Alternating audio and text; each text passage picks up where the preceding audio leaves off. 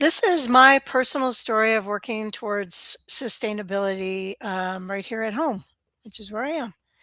Um, so here's what our house looked like before landscaping. It was a typical Tucson urban yard, flat, hard packed earth, smothered with thick tar paper and 6 inches of gravel.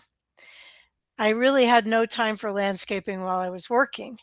But while I was still making money, we wanted to set ourselves up with the higher cost elements needed to make our home as sustainable as possible by the time I retired. So we got the deep veranda porch on the east side of the house enclosed, and the carport turned into a garage to moderate the temperature in the house. And can you see my mouse when I'm moving it around on the screen? Can someone tell me? Yes. Great, thank you. Um, solar panels went up and the gas burning car was replaced with an EV. I had gutters and rainwater cisterns installed. um, so you can see this was in 2018. The ground was still covered with tar paper and inches of gravel, which helped heat the house immensely. And then you can see a little cottontail rabbit here looking very forlornly out at not very much to eat and absolutely no shelter. Since I've retired, the gravel covering the yard has been removed, rainwater harvesting basins are in place, and native trees, shrubs, grasses, and flowers have filled the yard. I have focused on planting native vegetation that provides food for me, as well as habitat, nesting materials, and food for the wildlife. I see lizards, butterflies, birds, and native bees just happily dancing, flying, scurrying around all the time in my yard, which makes me giggle and have fun. Um, so this was my first rainwater storage tank. It's a 2,800 gallon cistern. And then I repurposed a shade structure that was made for vehicles that's up above it that serves as a rain shed over the cistern. This allows me to go outside and fill my buckets and watering cans comfortably in any kind of weather. And the rain shed itself also harvests a good amount of rainwater, and that gets directed into the basin for the fruiting olive tree. I also have 6 50-gallon barrels. You can see a blue one right here that sit by my fruit trees, and I fill those up when my cisterns are full and overflowing. Those barrels enable me, excuse me, to give extra water to my olive tree and jujube trees during times of drought. Jujubes are fruit trees as well. So this cistern, the 2 downspouts that are plumbed into it, and a pop-up overflow valve cost me $4,400 to have installed in 2016. But that was minus the $2,000 rebate I got from Tucson Water for putting that in. Since the big tanks are expensive, I painted them with elastomeric paint to protect them from the sun. The paint also keeps the water clear of algae. Even though the plastic walls on these babies are fairly thick, enough light I found got through the unpainted cistern that I had to drain this one and pressure wash it a couple years after it was installed. Now that it's painted, I don't have that problem anymore.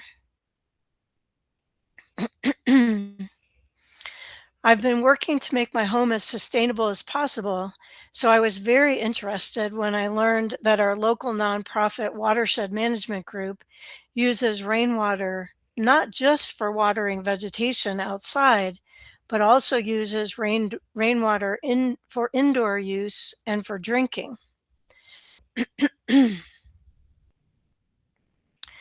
This picture shows people looking into Watershed Management Group's 10,000-gallon underground rainwater cistern. And you can see Dan right there showing people, and the kids are very interested in that huge underground rainwater cistern. And he's talking about that system. I learned about their pumping and filtration system for rainwater, which makes the water potable or safe to drink. And I was really inspired by their rainwater purification system. So, during one of Watershed Management Group's annual Sustainable Desert Living home tours, I visited two homes in Tucson that have the same type of filtration systems supplying their own homes because I was very curious about it. I found out that the homeowners were very pleased with their systems, and both of those homeowners use the rainwater throughout their homes as long as it lasts each year.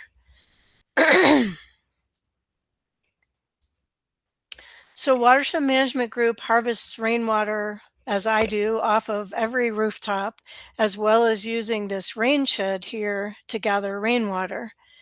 Um, I attend Pima County flood control meetings where I learned that we're expecting longer periods of drought with smaller rains, as well as heavier floods, with what used to be 100-year flood events happening about every 25 years now. So that, along with the drought of 2020, convinced me that I couldn't have too much rainwater storage. So I finally decided to get a couple more rainwater tanks, and I installed these on the west side of my house, um, where I used to just allow the water to go out and water the native vegetation.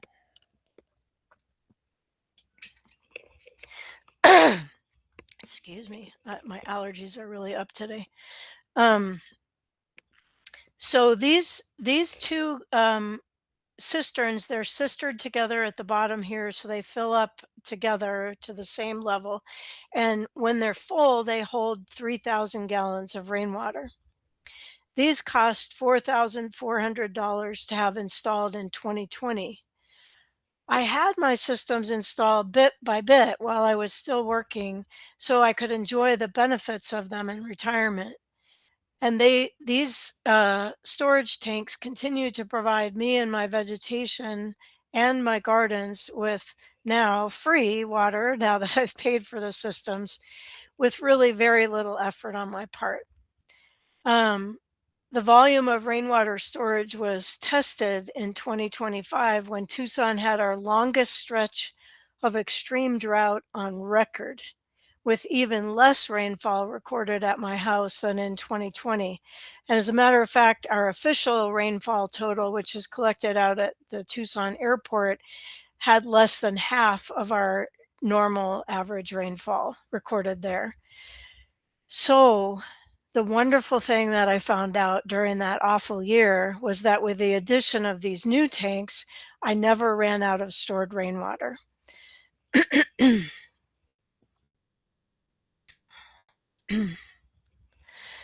So those of us who use stored rainwater to establish native vegetation, which these iris are not, just a beautiful picture with raindrops and the sign. But once we get our native vegetation established, we don't need much of that stored water. So that could be a really perfect time to take another step and purify water for drinking. So that's how I built my rainwater harvesting system, just a piece at a time. Let me see here.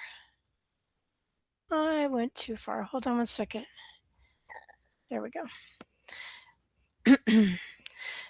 So, another way to use excess water that's in storage is planting more fruit trees, vines, and shrubs that use a lot of water.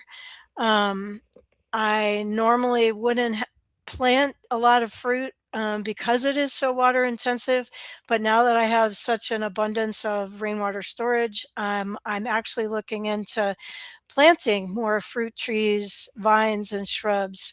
So these are some of the ones that I'm thinking about: passion flower vines, guavas, pineapple guava, maybe kiwi fruit even, and perhaps another kumquat, because I really love munching on them. um, I'm confident now that even in severe drought years, I'll be able to afford that additional use of rainwater to keep them fruiting vigorously. Um, so I've really been impressed by how much rain can be collected from rooftops and rain sheds. For example, from a 1,000 square foot roof, if you get 1 inch of rain, you get about 560 gallons of water. So that's 1,000 square foot roof, 1 inch of rain, you get 560 gallons of water. That's pretty impressive to me. So I wanted to calculate my own rooftop, and I used our county's GIS map system to calculate my own rooftop dimensions. In my neighborhood, we get 14 inches of rain on average. So with my rooftop, I alone, not counting the rain shed, I can expect to collect about 27,000 gallons of water in an average year.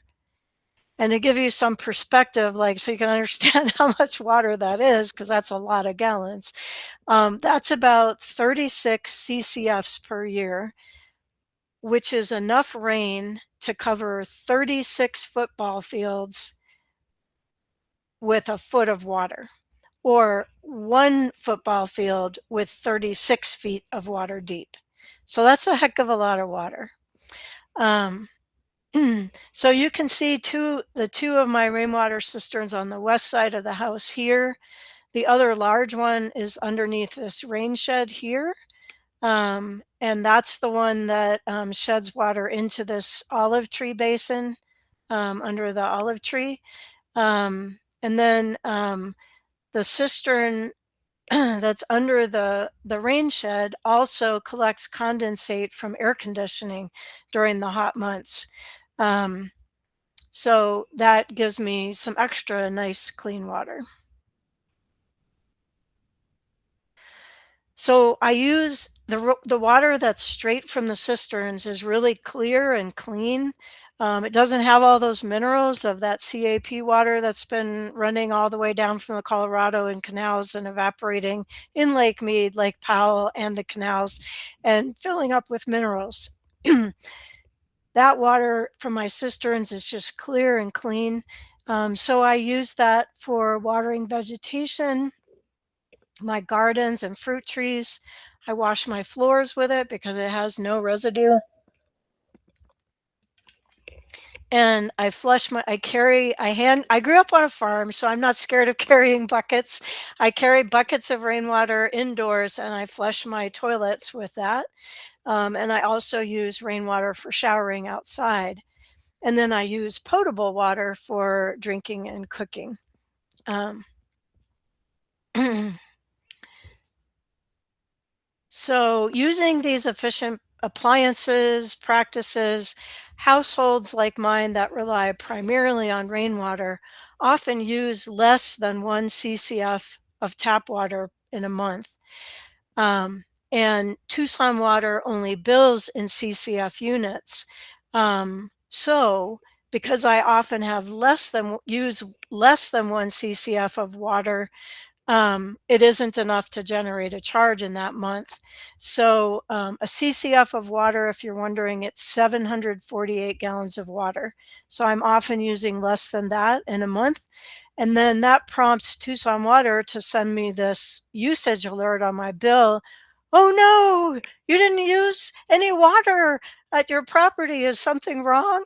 And I just laugh and say, no, everything's right. So, if this doesn't demonstrate the power of this type of conservation, I don't know what would. The amount of money that I save on my water bill is not what inspires me because it's really not much. Tucson Water doesn't charge very much for water. Um, but more important to me is the amount of energy that it takes to deliver water to our taps. Pumping water from the Colorado River uses 30% of Arizona's energy. Additionally, the city of Tucson expends 44% of its energy consumption moving and treating groundwater. And that's not all clean energy. Um, in addition to the infrastructure and energy costs of centralized water management, we have another issue to contend with: the heat that's caused primarily by our human emissions of carbon. Arizona is the third fastest warming state in the United States, and Tucson is the third fastest warming city, followed by Phoenix. The annual evaporation from Lake Mead and Lake Powell already exceeds 2 meters, or over 6.5 feet. It was probably more in 2025 because such a dry, hot year. Um, Evaporation will only increase in a warming, drying climate in any open water storage or canals such as the CAP. Our main source of water in the Southwest is from the snowpack in our mountains, and our snowpack is rapidly dwindling, also due to our warming climate. So being my own water provider feels more important now than ever.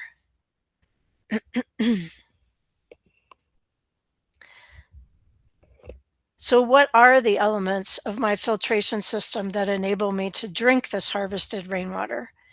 Most people use a leaf and twig diverter like this at the top of their system right off the roof. This keeps debris from washing off the roof and gutters into their cisterns. For the cisterns which I draw my drinking water from, I use a Monjolan pre-filter. Um, and filters out the fine sediment that accumulates on the roof between rains.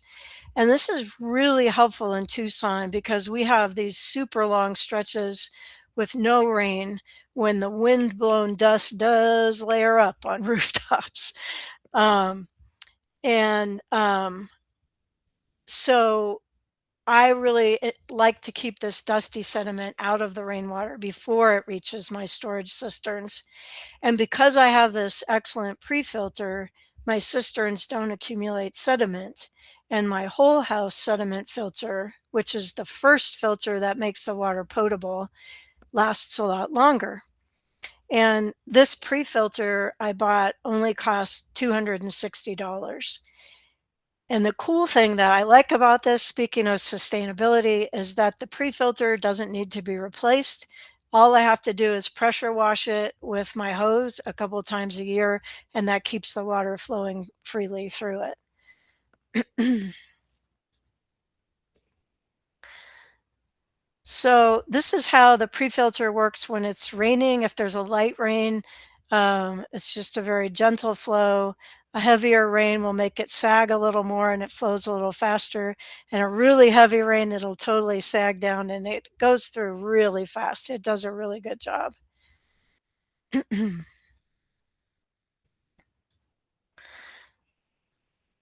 um, oh, what did I just do? Oh, well, did I just change the screen on you guys? Hope I didn't. It's still on the filter. It's still on the filter. Hallelujah. Good. Um, okay, so I want to go to the next slide. Why isn't it moving? Oh, I know why. Hold on. It's it's a it's a thing that has a like a video, but oh, hang on. But it's only showing on my screen, which is very annoying. Okay, hang on. All right, so what I need to do is go to this little arrow. There we go. Okay. So these are the components of my whole house rain filtration and treatment that makes my rainwater safe to drink. My system uses three-stage filtration, just like you would on a well. It has a sediment filter first. Um, then it has an activated carbon filter, which makes it taste delicious and gets rid of a lot of the bad elements that could be in rainwater. And then the last filter is this UV light. That UV light kills any bacteria that might be in the water, and you can see that UV light filter is really long and super fragile. So you have to be really careful when you change it out. But I really like having that bacteria killer there because, bird poop, lizards, things like that. So you don't have to worry about that kind of thing. Um, so all these elements sit inside of a pump house, which protect the elements from the weather. The water is pumped in from the cistern into a holding tank that's right here. It's pressurized with a bladder that gets inflated by air, and here's the pump. Um, and then when I turn on the faucet inside, purified water comes out at 2 gallons per minute, like any standard municipal pressure. And it's absolutely delicious and crystal clear. And that's me enjoying my first glass of pure rainwater. Um, so the installation of the system with the pump house built around to protect it, this was custom built. It cost $5,770 in 2022. It was built by scratch from a former pool installer who is a certified plumber and an electrician. And the spare parts for the purification system cost $280. That's for the replacement sediment filter, carbon filter, and UV lamp. And I feel like that's a really worthwhile cost to get such delicious pure water. There's also an Ohio company that sells the kit that's shown here. That includes all the needed components for producing potable water from rain cisterns. It's under $4,000, and it includes a year's supply of filters for the system. It has all the elements needed to make water drinkable, including the pump and the pressurizing tank. And these type of systems operate on the same principles as pumping and treating well water for drinking. The kit that's shown here is actually Ohio Health Department approved. They have code already in Ohio allowing anybody to be their own water supplier from rain. Um, and then some people who have rainwater cisterns use a much simpler and much cheaper gravity-fed water filtration method than the three-stage filtration system I described earlier. Some people just use these Berkey filters, and that also makes collected rooftop rainwater potable. They come in several sizes. The one that's shown serves 1 to 4 people, households, and that costs around $400. Um, they have done testing on their systems, and um, for Skip, who has a plumbing family, um, it's treated to NSF standard 53. Um, so it's that establishes the minimum requirements for the reduction of certain contaminants in drinking water, um, including, I can't remember what our doctor on the call said, but she was interested in, but it does eliminate asbestos, bacteria, um, something I can't pronounce, oocysts, radon, lead, mercury, and VOCs. So it's pretty good too. Um, So I did give a version of this presentation for Bernalillo County's Water Conservation Department in New Mexico with 2 folks on staff at Watershed Management Group and potable rainwater. She's a professional potable rainwater installer in New Mexico. Um, it's a really great presentation about Watershed Management Group's water harvesting and use practices, much more than what I said today. And we also talk about indoor use and then the special challenges that people in rural New Mexico have to contend with. Like, for example, most of their precipitation is in the form of snow, not water. If you'd like to see it, it's featured on Bernalillo County's Water Conservation Department website.